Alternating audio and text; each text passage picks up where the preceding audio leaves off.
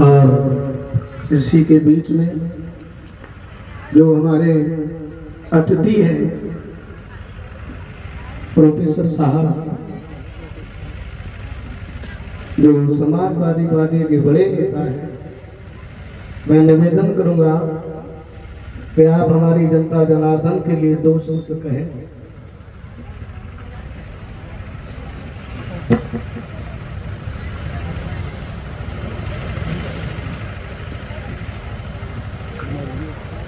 आदरणीय आचार्य जी, संत समाज से आए हुए सभी विद्वजन, बहनों और भाइयों,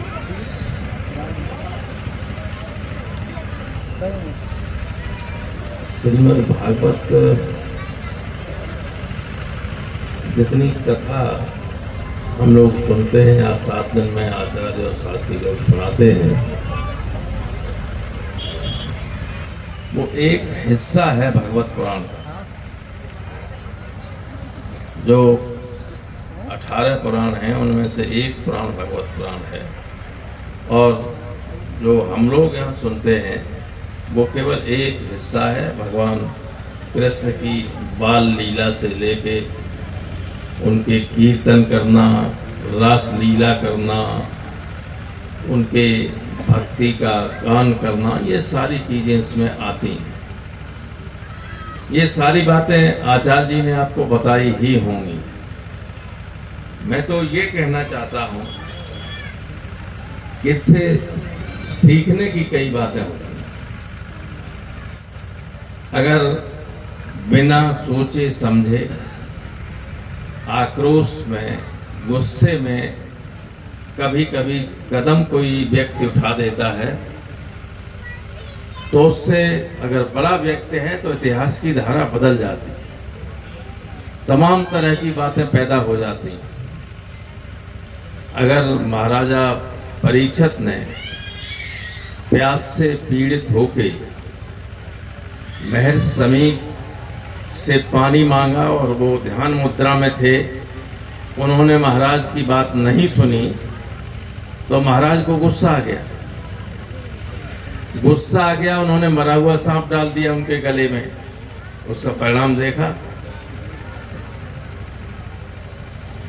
ऐसी बात नहीं थी। बहुत विद्वान भगवान कृष्ण की बहन के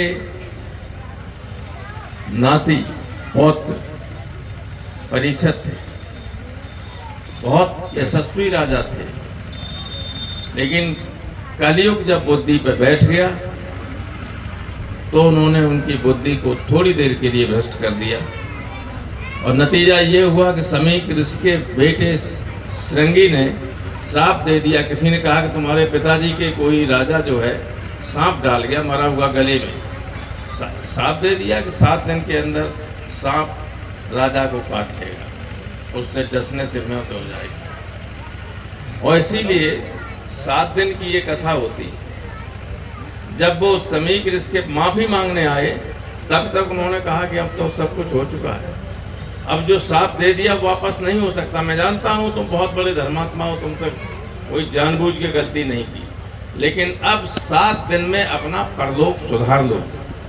और परलोक सुधारने के लिए उन्होंने पूछा महाराज क्या करें।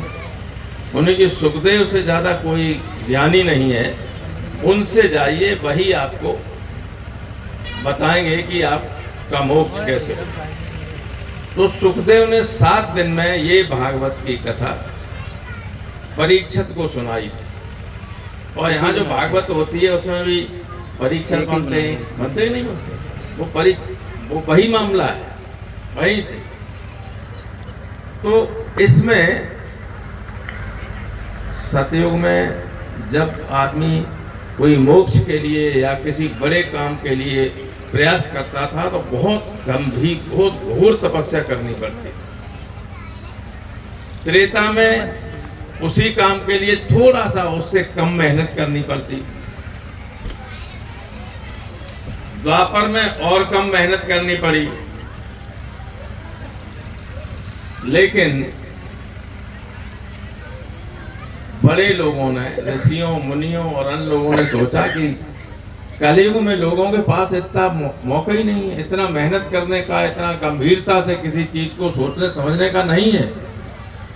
इसलिए सबसे आसान ये है कि जो वृंदावन में जो ब्रज क्षेत्र, ये हमारा ब्रज क्षेत्र है, इसमें जो कृष्ण की लीलाओं को सुनेगा,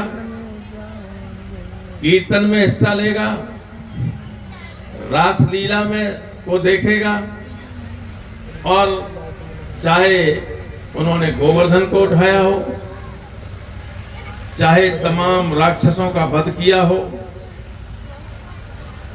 चाहे कंस का वध किया हो, सारी चीजें जो, चाहे कालिया को नाथा हो, सारी चीजें जब सुनेंगे तो सिर्फ इस कथा को सुनने मात्र से ही कलयुग में व्यक्ति मोक्ष को प्राप्त कर सकेगा। इसलिए ये कोई मामूली आयोजन नहीं होता है। ये सही है, कई बार लोग मजाक करते हैं कि फिरोजाबाद जितनी भागवत कहीं होती नहीं, एक एक गांव में 20-20 बार होती। अभी हम उस दिन आए थे धाम पे, आज फिर यहाँ आए दूसरे धाम है, एक ही महाराज जी। लेकिन अच्छी बात है, ये बहुत अच्छी बात है। तमाम चीजों को जब गंभीरता से आप सोचेंगे, है ऐसा है, ऐसा नहीं केवल यही है, इतिहास इस बात का साक्षी है कि कई बार छोटी छोटी गलतियों से बड़े बड़े झंझट पैदा हो जाते हैं। अगर पांडवों के राजसूय यज्ञ में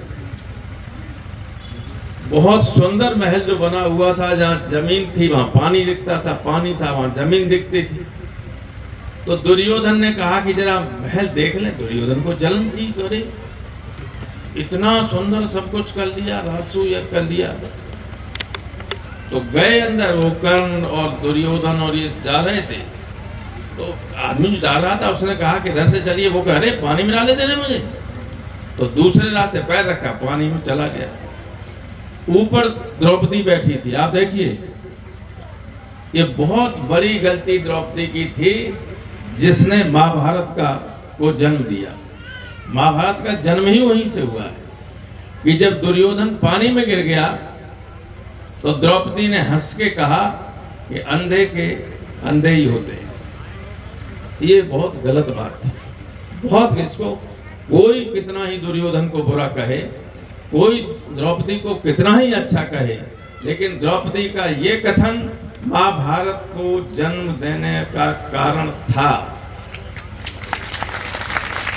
यही गुस्सा था दुर्योधन को जब उसने दुशासन से कहा कि द्रौपदी को भरी सभा में लाओ, इसकी सारी खींचकर मेरी जंगा पे बैठा लो। ये आक्रोश, ये गुस्सा सिर्फ इसलिए था। तो कई बार गलती हो जाती है और उसका खामियाजा सारे लोगों को भोगना पड़ता है। बिना सोचे समझे राजा दशरथ ने शब्द भेदी बाण चला दिया।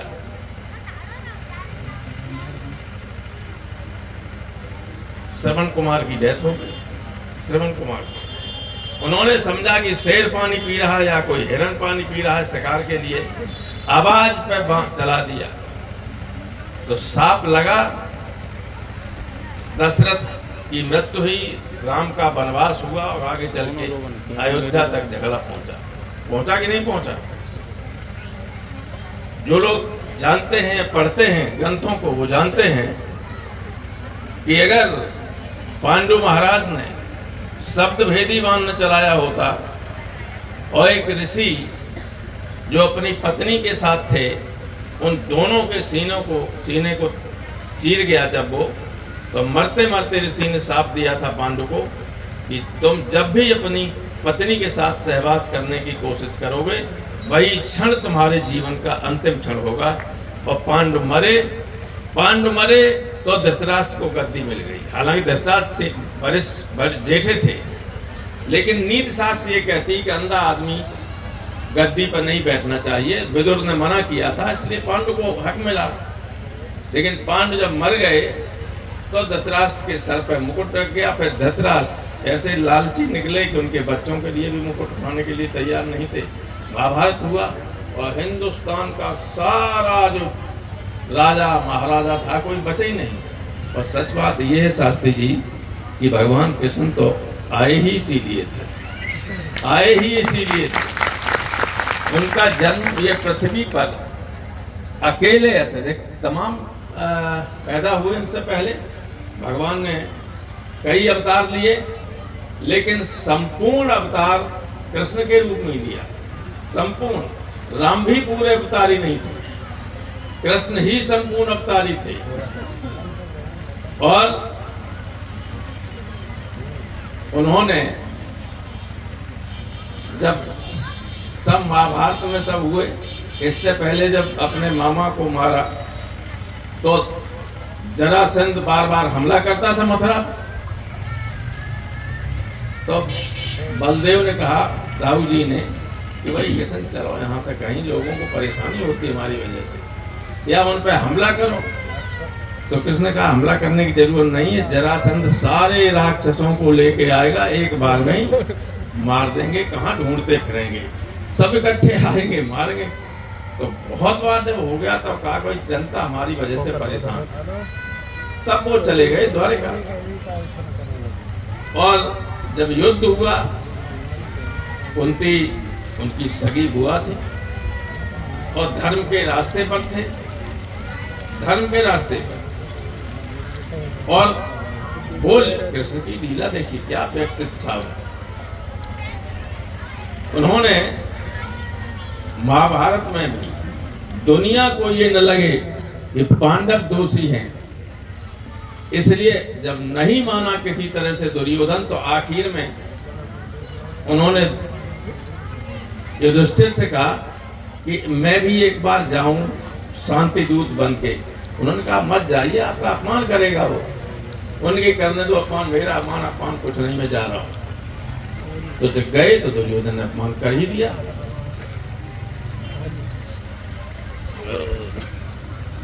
उन्होंने कहा कि 5 गांव दे दे, अगर नहीं दे सकते, अगर न्याय करना चाहो तो आधा राज्य दो, अगर वो भी नहीं देना चाहते हो तो 5 गांव दे दो। दुर्योधन वो भी दे न सका, दुर्योधन वो भी दे न सका, आशीष समाज की ले न सका। उल्टे हर को बांधने चला, जो था असाध्य साधने चला। जब नाश मनुष्य पर छाता है, पहले विवेक मर जाता है। यानी उन्होंने कहा कि हमें 5 गांव दे दो, पांडव को मना लेंगे, पांडव उन्हीं में खुश रहेंगे, आपस में उसी से खा पी लेंगे।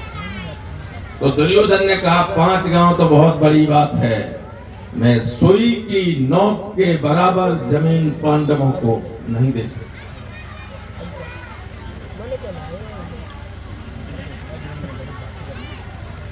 तब कृष्ण ने कहा कि अब युद्ध और कोई, और युद्ध हुआ। और जब कृष्ण जा रहे थे तब द्रौपदी ने कहा था कि आपकी बात लोग मान लेंगे तो मेरे बालों का क्या होगा।